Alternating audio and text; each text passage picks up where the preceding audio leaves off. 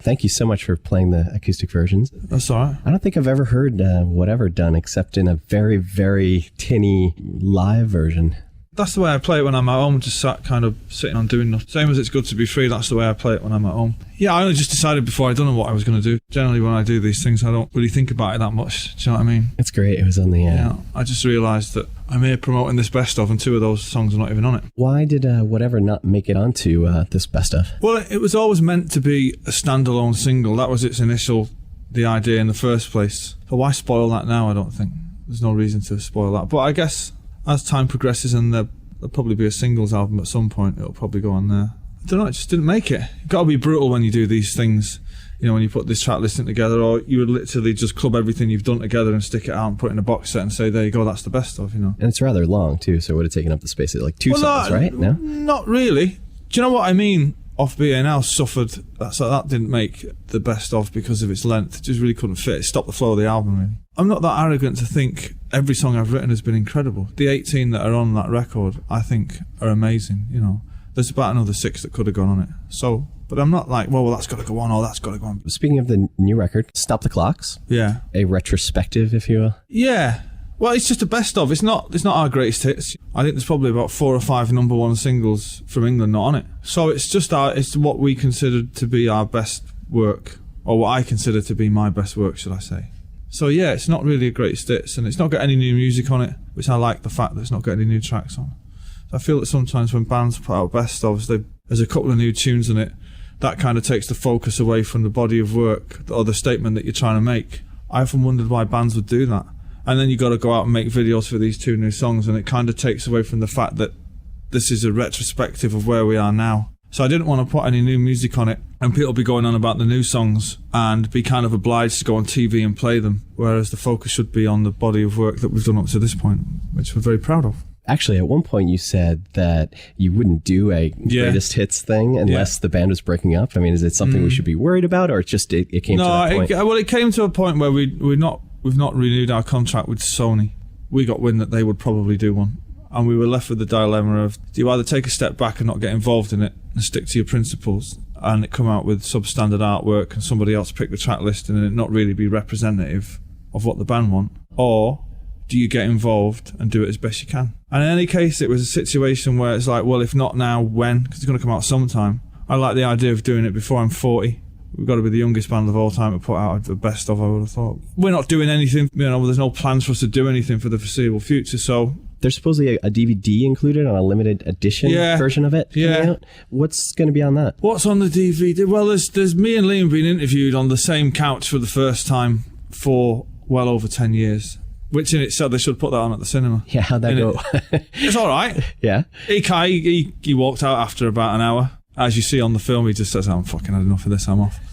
And what else is on it? There's some stuff from Nebworth that's never been seen before. Oh, there's a trailer for this film that's coming out. Right, yeah, tell us about the film that's coming out. It's coming out about the same time as the CD release? Or it's, what is it, Lord Don't Slow Me Down? Yeah. Well, if anybody's aware of the Let There Be Love video, how it came about was that Bailey Walsh, who directed the video for that, we said we don't like being in video, so he came up with the idea that he was going to come on the road with us for 3 months and do a video of us kind of on the road. But we were all enjoying it that much, and he was liking what he was shooting, that he convinced us that we should go on and make, instead of making a 3-minute video, we should make an hour long documentary. We were on the fence for a bit, and in the end we decided, well, fuck it, you might as well, do you know what I mean? Right. You know, the band are in a good place at the minute, everybody looks good and everybody's getting on, and we got a new drummer and all that, so it was like kind of about the right time as well. It's all kind of just fell into place. Speaking of the drummer, is Zach ever going to become an official member? Well, he's in there. I mean, he's playing at Madison Square Gardens tonight with The Who, so... Oh, right, okay. The situation that we're all in suits everybody. Zach's got a lot of emotional ties with The Who and Pete and Roger and John, who's not with us anymore, you know, and Keith taught him to play the drums and all that. You know, he also loves playing with guys his own age, do you know what I mean? Mm-hmm. So I don't think anybody would give him an ultimatum saying leave The Who or, you know, you're out. Right. It kind of, the way things are, I think he can probably carry on doing the two. It's not become a problem just yet. It saves us sacking him anyway, firing him off anyway, do you know what I mean? Do you feel like the band is the strongest it's ever been with this current lineup? Yeah, live-wise, yeah. When Griggs and Bonehead left and Gem and Andy joined, that kind of stepped it up a good few percent, really. With no disrespect to the two guys that left, but these two are kind of special musicians, you know what I mean?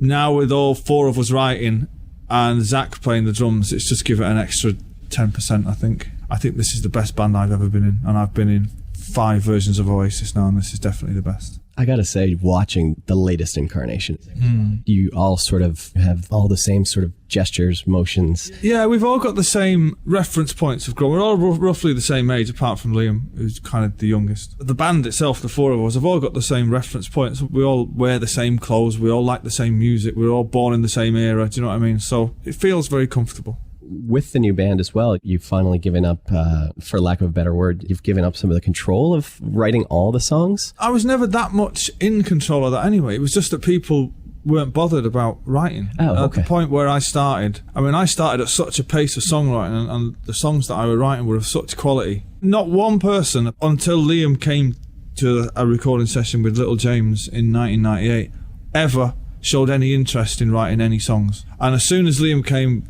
with Little James, it was like, yeah, man, it's about time you got your finger out. I'm sick of driving this car, do you know what I mean? So it kind of gone on from there, and the first thing I said to Gem and Andy when they joined was, you know, are you up for writing music? Because I'm not taking the responsibility anymore. I'm quite sick of it, to be honest. I mean, it's great I can listen to the last 2 records now and listen to bits of it objectively as a fan, do you know what I mean? I can listen to Gem's tunes and Andy's and Liam's as a fan. Whereas when I listen to my own, I don't really hear them. I'm kind of listening to bits that maybe could have been better, or do you know what I mean? Right, yeah. You've been slowly working them out over years or whatever. Yeah, I guess it's kind of looking at your own painting and thinking, no, you don't see it for what it is, do you know what I mean? Do you have a favourite from the rest of the boys? The favourite song written? Well, Songbird is a classic. I like Bell Will Ring. Yeah. And I like both of Andy's off the last record are great.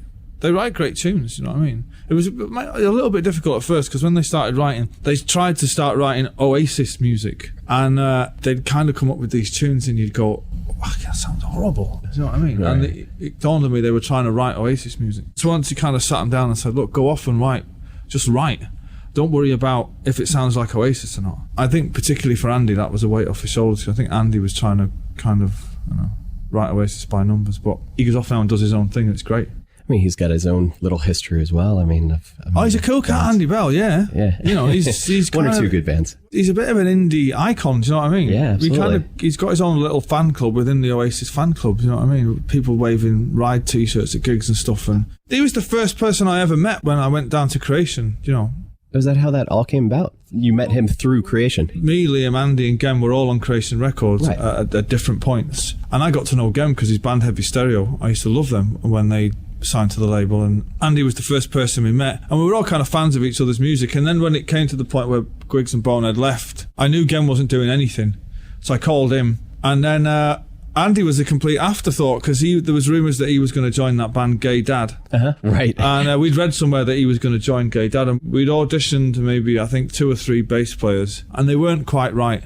And then Liam said, let's go and save Andy Bell from Gay Dad. So we called him up, and he arrived and made him learn bass. And I was a bit concerned at that at the beginning. I was thinking, well, if I joined a band, I'm playing, but he plays lots of guitar on the records. He plays as much guitar on Don't Believe the Truth as I do, and Gem plays as much bass on Don't Believe the Truth as Andy, and I play bass on all Andy's songs anyway. And Andy, we kind of swap roles, you know what I mean? But for live, Andy plays the bass because he's the tallest, and the bass guitar looks ridiculous on me.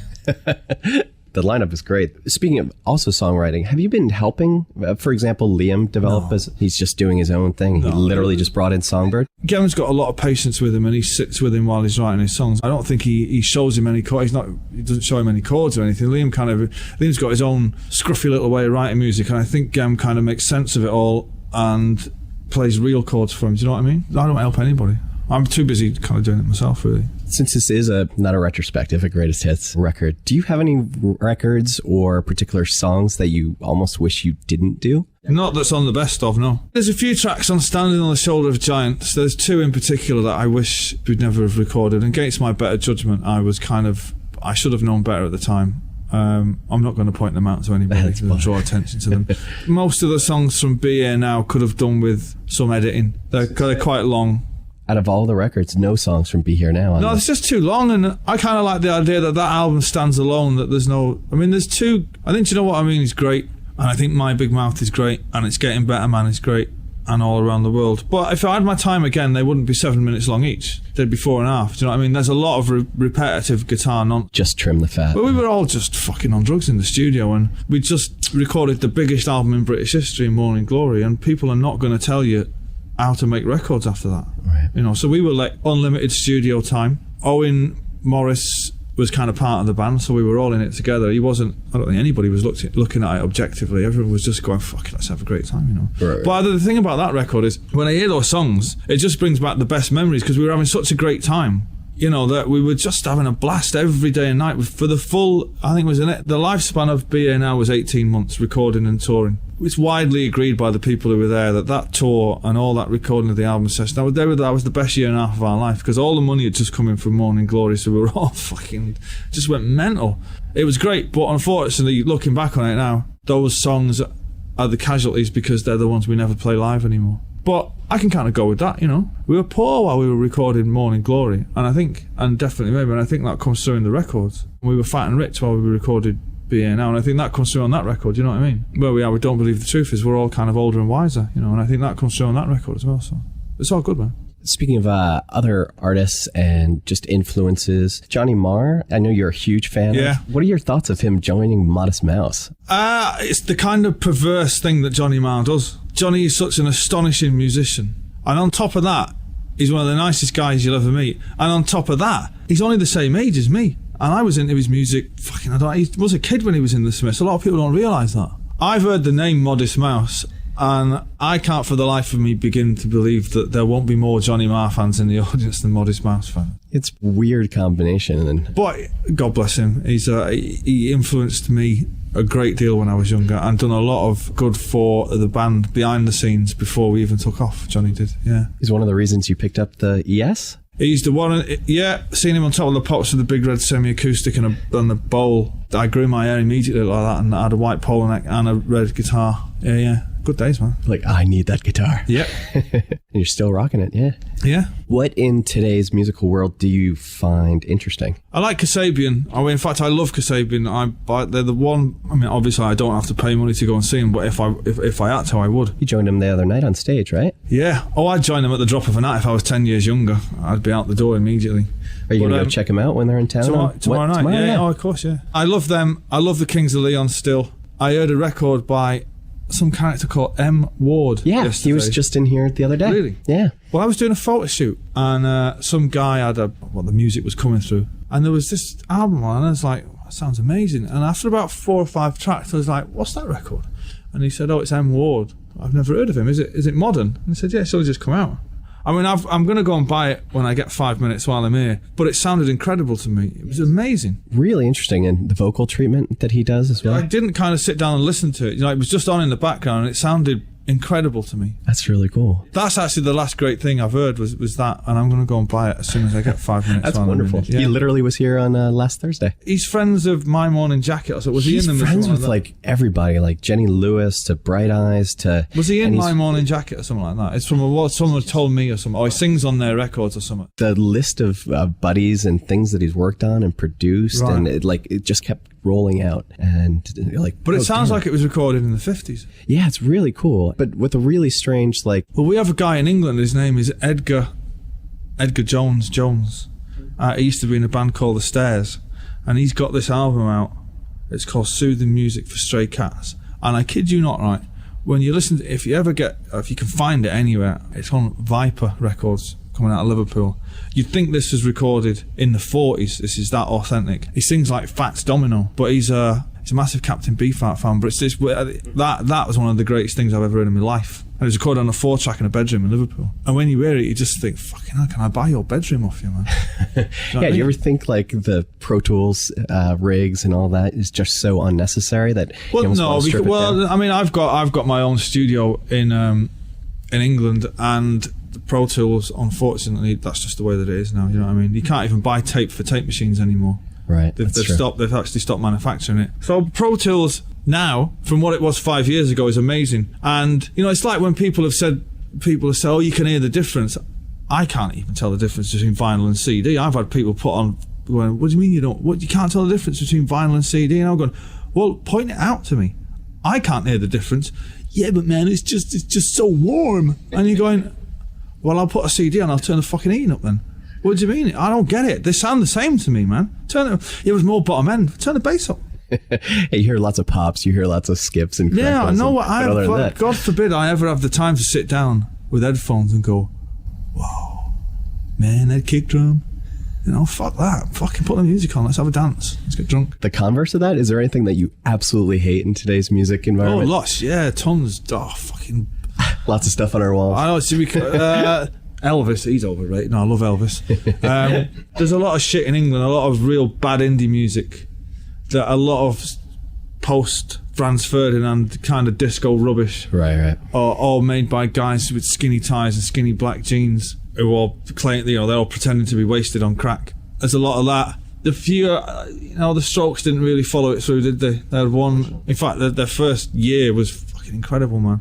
And Black Rebel Motorcycle Club have disappeared, it seems. Kings of Leon are still there. I love that band. Music's quite strange in England. It's either ultra pop or real, indie disco nonsense. Music in England, it sits in a place now where there's lots of good tunes, but not really any great bands. Do you know what I mean? Some bands have got one or two good tunes, but you listen to their albums and you think, well, that's all just nonsense. Well, I think there's this thing in music now. Well, let's cite the Killers and Razorlight, for instance, and their debut albums were both great, I thought, and I thought they had something. And then all of a sudden, there's this hell-bent need to change everything.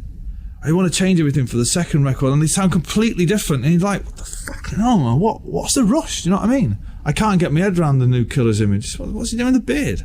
Yeah, I know, the Wild West. Razorlight, when they started, sounded like Razorlight, and now they sound like the Cars. And they were horrible. I'm kind of curious to hear what the new Killers record will sound like. I've only heard the single. I've heard that track. It sounds similar to the stuff on the first album, but they're kind of saying it sounds a bit like Bruce Springsteen, which always fills me with dread when people say it. Especially for a band that brings in so many different influences. And I don't know. I just kind of, what's he doing with a beard and a Mohican? What?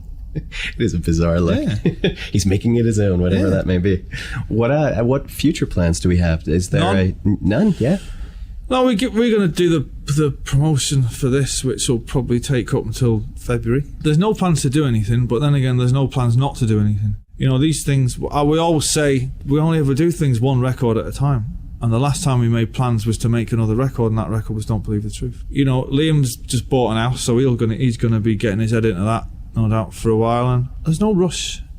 We don't like to overcook things in our band. Are you completely done with the Sony deal then, or is there one more record? No, done. This is the last. You're thinking about maybe putting it out on your own label, or? Oh, you have to speak to that man behind you. He's in charge of all financial matters regarding record deals. I don't know what these things mean now with the advent of the internet and stuff. It's interesting that us and Radiohead's deals have come up at the same time. Right. It'd be interesting to see what those rock and roll terrorists get up to. They're kind of pushing the boundaries, aren't they, of whatever it is they're going on about. Yeah. It'd be interesting to see if they actually sign a record deal or they start selling their own records out the back of a truck. Right, and if the fans follow them to wherever they go. It'd just be interesting. If there's a lot of passive people or if they're really that active for them. I'd have more respect for them if they sign an $800 million record deal like the rest of us and just get on with it. You know what I mean? Do you think we'll ever see the famed, legendary solo record of yours? There's no plans for that. No. I guess. No, it would take up too much time. Is it famed already? Might as well just let it go on then. If it's famed, it's obviously brilliant. It's not even been recorded yet, so I'll just leave it at that, I think. I've been hearing rumours of it for so long. And I've got a lot of material from down the years that isn't Oasis stuff. Do you know what I mean? I kind of write it and I think, well, that's not to be played in a football stadium to 60,000 people with their shirts off, fucking singing like Vikings. That's to be listened to at home, Is it because it's more mellow, or what's the stuff? It's very acoustic, some of the stuff. But I personally have got a lot of tunes. Oasis it's such a big thing anyway, do you know what I mean? So I'd get the time to do it. Is that why you stopped doing the acoustic sets in the big stadiums? I just think sitting down on a stool in a stadium with 80,000 people is just the most bizarre idea that I would ever. You could do it in a club or a theatre. In a stadium, man, you're trying to keep. If you do it in a nightclub where there's 500 people there, I mean, you've got to be good to keep their attention span, right? And you're there in front of them. Imagine being miles away down the end of a field and you're sitting there singing whatever. I personally would be like, well, this is obviously the time to go and get a drink. This is what he's saying to his ear, is get a fucking beer. Because everyone else would be thinking, I always say to Liam, when he do those kind of things, or when I sing a song, why'd you go off stage? Why don't you sit and do something? Because what you're saying to the people is, well, fuck, if he's gone for a beer, that's where I'm going then. It's a mass exodus of people like that. Get me one. I gotta say, I miss him during the actual performances, but fully understood. He should just bash about on something, a fucking tambourine or something. You know, it's like deserting the troops almost. Acoustic sets in stadiums are a bit of a nonsense. I do them indoors. I didn't do them last time because I don't think the show needed it last time, really. The only reason I used to do them was to play Wonderwall, if anything. But now Zach's in the band. He's kind of nailed the drums. It was always either too fast or too slow, and Zach sorted that out. So we do a pretty good rendition of it now. But it's something I kind of enjoy doing it, if only because Liam is furious. Liam gets furious when he's and anything that makes Liam furious, particularly if you sing a song that he sings. Oh, it fucking winds him up so much. or sing one of the songs that he actually wrote. Have you ever? Oh, if I went out and sang Songbird, there'd just be a little pair of exploding hush puppies at the side of the stage after a very loud bang. Well, I can't thank you enough for your time. Pleasure, man. See you later. And thank you all for listening to The Interface. Be sure to pick up Oasis's Best Of CD, Stop the Clocks, available in the US on November 21st, and log on to spinner.com for exclusive photos from today's performance, as well as additional performances